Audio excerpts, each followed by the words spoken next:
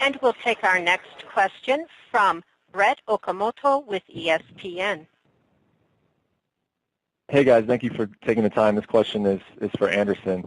Anderson, after UFC 159, John Jones defeated Chael Sonnen. Dana White mentioned to reporters that he got a phone call from you. I'm just wondering, is that true? Did you speak to Dana on the night of UFC 159? And if it is true, what did you two speak about? E aquela história que o Dana falou que você ligou para ele depois da luta do John Jones, é verdade? Bom, todo mundo já sabe que isso não é verdade. Eu não liguei para ninguém, até porque eu nem sei o telefone dele. Yeah, I think everyone already knows that I didn't call Dana. I don't even have his phone number personally, so no, I didn't speak to him. Okay, great. And then just one last question. There are some people going so far as to say that Chris Weidman is the toughest test of your career in the UFC. Does he agree with that, or does he think some of the other guys that he's faced have a little bit more of a record than Chris and were a greater challenge to him? Tem gente falando que o Chris Weidman vai ser o teu maior desafio na carreira. Você pode concordar um pouco com isso, ou você já encarou caras muito mais qualidade? Toda nova luta é um novo desafio, né? Agora é aguardar, esperar o dia 6 de julho e quem tiver melhor vai vencer, quem tiver melhor preparado vai vencer. Eu luto desde os meus 8 anos de idade. Eu pratico esse tipo de esporte desde os meus 8 anos de idade. Então, assim, não tem muita novidade para mim ali dentro. Eu acho que vai vencer quem tiver melhor, não tem nada do que ele fizer vai me surpreender. Derrota ou vitória andam lado a lado, a experiência e o tempo que eu tenho lutando me fazem lutar de uma forma a qual eu não me preocupo com o que o meu adversário vai fazer. Eu tenho que me preocupar com o que eu vou fazer, né? E a minha preocupação na atualidade, é ser melhor do que eu sou, não ser melhor que o Chris Weidman ou qualquer outro adversário. Yeah, and every new fight is a new challenge, and it's really going to be up to whoever's better prepared and whoever feels better that night. You know, win or lose, a loss and a winner are always walking side by side, so that doesn't really matter because I've been doing this since I was 8 years old, and there's always new challenges, there's always new things, and my biggest concern is going out there and doing better for myself. I'm not concerned about what my opponents do. I want to better myself, and I want to overcome anything that I have. Okay, great. Thank you. And our next question will come from Damon Martin of BleacherReport.com. Yeah, my first question is to Anderson. Leading into this fight, you always hear other fighters chiming in about their predictions, but did you see or did you pay attention to some of the comments made by guys like George St. Pierre, who said, not only would you lose, but he's confident, Weidman's going to finish you. I mean, do you pay attention to any of the things other fighters say about your fights? Você presta atenção no que os outros lutadores falam das tuas lutas? St. Pierre falou que achava que o Weidman ia vencer. Você presta atenção nisso? Pô, imagina se eu ficasse prestando atenção em tudo que as pessoas falam, né, cara? Acho assim, cada um faz e fala o que acha melhor, né? Ele teve a chance dele de se pronunciar em relação a lutar comigo e não o fez. Então, acho que, né, é melhor um papagaio falando do que uma tartaruga sem perna, né? Imagine if I were to start listening to everything that people say. St. Pierre had his chance to pronounce himself about fighting me, and he didn't do it. So that's what he chose to say, and then that's fine. But I'm not paying attention to what everyone else is saying. And a question for Chris. Chris, obviously, it happens with every fight. When a champion's involved, we want to talk about what's next and, these super fights and things like this. And today it's been Roy Jones. Does any of that bug you? Does it bother you that these things come up, or is it just typical pre-fight, things we hear? I mean, I think Anderson's answering the questions the right way. He has to worry about me July 6th, and I guess he can't, tell you guys what to ask him, but I mean, I think the right questions are to ask about me and this fight July 6th, because I think this is going to be a huge fight for the history of the UFC, and I'm excited to, go out there and shine. So, yeah, a little bit, but he's answering it the right way. For our next question, we go to Rodrigo Farah with UOL. Oi, Anderson. Eu vou fazer em português, talvez o Ed possa traduzir depois. Você dividiu seu treinamento no Brasil, nos Estados Unidos. Eu queria que você desse mais detalhes primeiro desse treinamento e quem simulou o Chris Weidman, com quem você fez sparring para essa luta. Olha, o treinamento foi bacana, foi legal. A gente começou no Brasil, né? Com toda a equipe do time Nogueira. Recebi o reforço do André Galvão. Dos meus amigos que vieram da Tailândia, ficaram esse tempo todo comigo lá no Brasil. Eu cheguei aqui nos Estados Unidos há 2 dias, a gente está terminando os treinos aqui, estou fazendo os treinos com os meus amigos de Cuba, que são wrestlers olímpicos de Cuba, e o treino está super bacana, estou com o meu preparador físico e com o meu treinador de jiu-jitsu, Ramon Lemos, e com o meu treinador de Muay Thai, Pedro Rios. Os treinos estão bacanas, eu estou super feliz, assim, eu tô super feliz porque, assim, eu tô mais maduro, né? Cada luta que passo eu estou mais maduro e estou conseguindo me encontrar em algumas situações das quais eu tinha deixado de lado há muito tempo, né? Então isso é legal, porque me dá mais confiança, me dá mais condições de fazer o que eu sei fazer bem, né? Que é lutar. The question was, explain how the training went between Brazil and the U.S. and who you brought in to simulate Chris Weidman.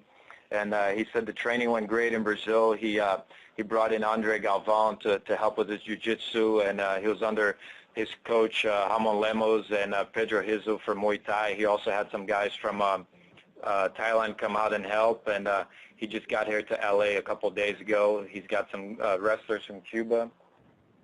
And he's got a lot of good guys here helping him, and says he feels very happy. He feels happy that he's able to find new positions that he'd maybe forgotten from the past, and that gives him confidence to go out there and do new things and to feel good in the fight. Anderson, mais uma agora só, voltando ao assunto dos protestos. Você sempre disse que a sua principal meta no esporte era servir de exemplo para os outros, né?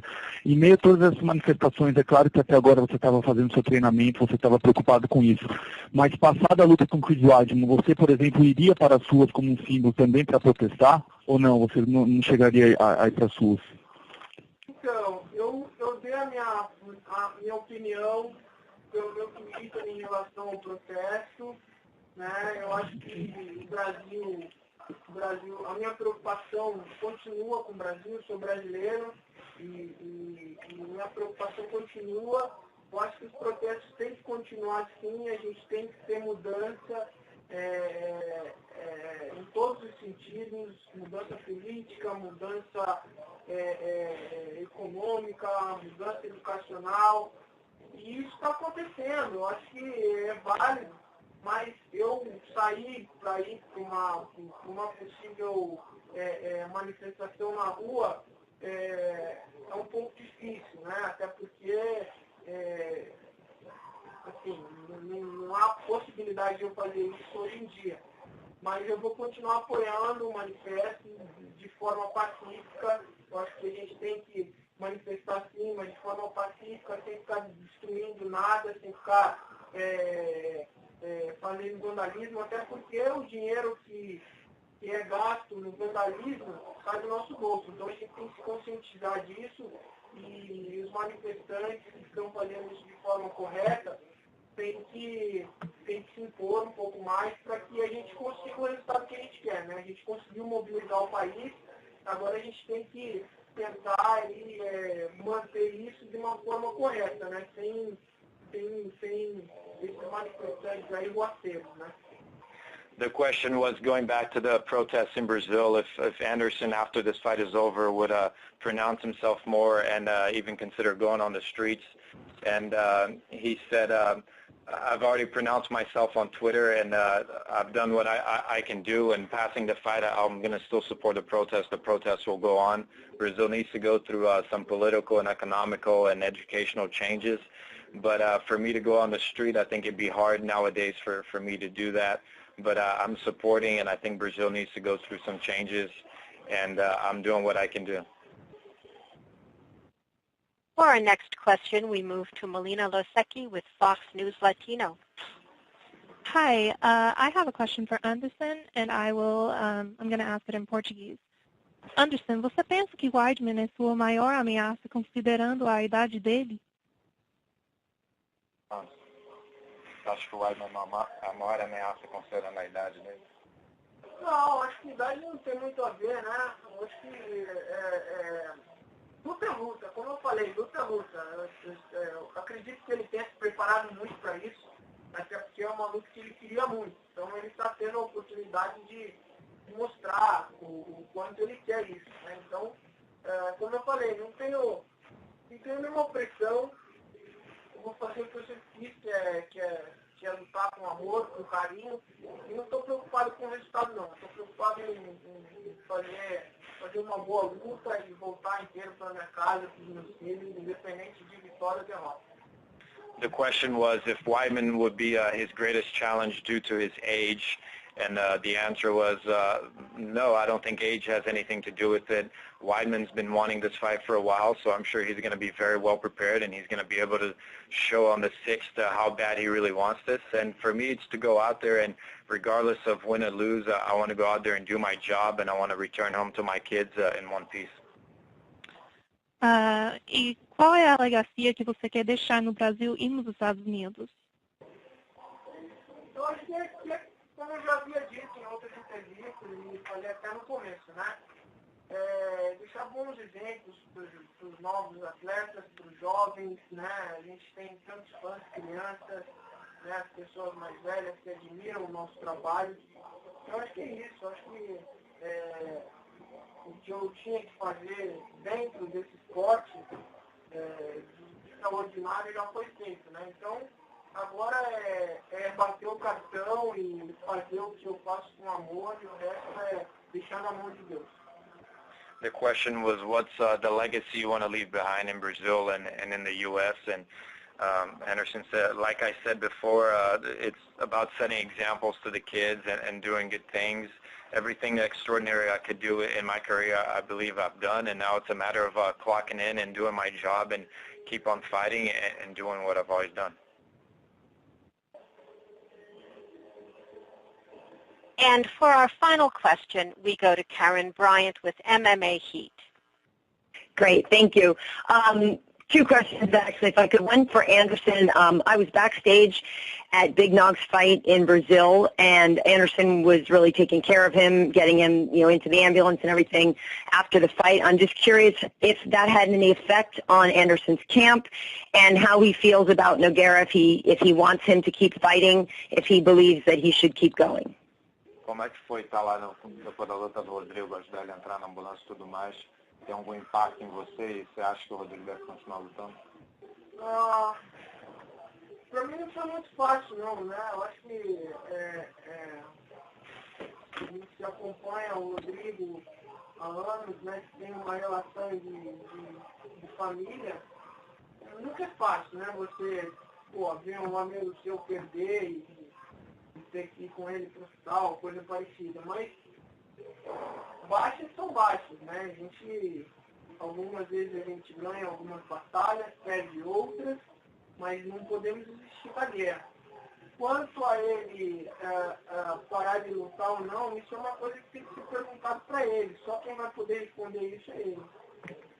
Yeah, that wasn't an easy night for me. It's never easy to see a friend lose and see a friend and have to go to the hospital with them. And we've been following Nogueira for years. We have a family relationship, so it's not easy for me. But regarding if he wants to keep on fighting or not, that's a question that needs to be asked to him. I can't answer that for him. Okay, great. And if I could sneak one last one in for Chris, I'm just curious if you are working with a mental coach or if you do any previs or anything like that, because obviously the potential for a huge adrenaline dump is there, right before you walk out to the cage, and it's the biggest show of the year, and there's, obviously going to be a lot of pressure, and you haven't fought in a while, and I'm just curious what you do mentally to prepare for what's obviously the biggest fight of your career. Yeah, I think if I let all that stuff get inside my mind and I was thinking about all that stuff, it definitely gets me. But I think I'm just really focused on this fight, and I don't need a mental coach. I think if I had a mental coach, I guess it'd be Ray Longo, just talking to him every day and venting to him about things. But as far as like a psychologist or anything like that, I'm good. I have a psychology degree, so I think that might help a little bit. But I just know what type of mindset I need to have to walk in that cage, and I envision the fight every day and all day long, and just the biggest thing is just stay confident and stay relaxed and just make sure I'm dictating my fight once I get in there. And I'm not worried about any of that other stuff. I'm pretty good with having a strong mindset and not letting things get to me, because I think I got a little ADD, and so I can't focus on too many things at one time. I focus on one thing. So. Okay, great. Well, thank you, and we'll see you guys next week. All right, thank you. Ladies and gentlemen, that concludes today's question and answer session.